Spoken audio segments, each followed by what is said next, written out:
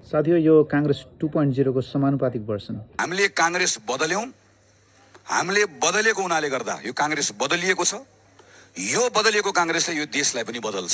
काङ्ग्रेस आज गगन दाईले चाहिँ विशेष महाधिवेशन गरेर काङ्ग्रेस 2.0 भर्सन ल्याउँदा हामी काङ्ग्रेसलाई बदल्छौँ, अब देश बदल्छौँ भन्दै 79 वर्षीय चाहिने पूर्व सभापतिलाई विस्थापित गरेर उहाँले योपालिको समानुपातिकमा आफ्ना 75 वर्षीय चाहिने ससुरा गगनले चाहिँ अर्जुन नरसिंहलाई समानुपातिकमा लिएर आउनु भएको छ कि यो बद्यो काङ्ग्रेसको 2.0 भर्सन हो। र उहाँले त्यो मात्र होइन, उहाँले चाहिने शेखर कोइरालाकी पत्नी रुक्मिणी देवी कोइराला, त्यस्तै चाहिने हाम्रा नवीन्द्र जोशीको श्रीमती, त्यसपछि हाम्रो विजय कुमार गच्छेदारको श्रीमती, अनि त्यसपछि चन्द्रमोहन यादव जो चाहिने हाम्रो चाहिने रामवरण यादवका चाहिने छोरा हुनुहुन्छ, र त्यसै गरी निनु कुमारी कर्ण जो चाहिने महेन्द्र नारायण निधिको नातिनी र हाम्रो विमलेन निधि उहाँको मामा हुनुहुन्छ। अनि त्यसपछि चाहिँ कसरी बद्ल्यो यो काङ्ग्रेस, तपाईँहरूलाई कसरी पत्याउने हामीले? यही हो तपाईँहरूको बदलेको काङ्ग्रेस 2.0।